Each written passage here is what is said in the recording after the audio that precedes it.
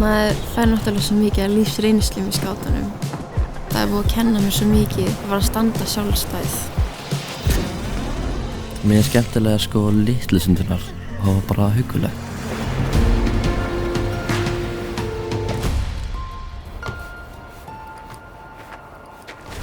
Skátarnir eru líka bara fjölskyldan.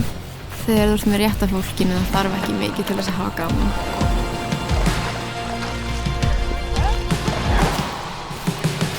Ég hef bara lært að eignast vini og ekki vera bara einu minni eigin skel. Að vera hjálpsamur og heiðarlegur og kurteis, öll góð gildi sem maður þarf að fyrir æfna.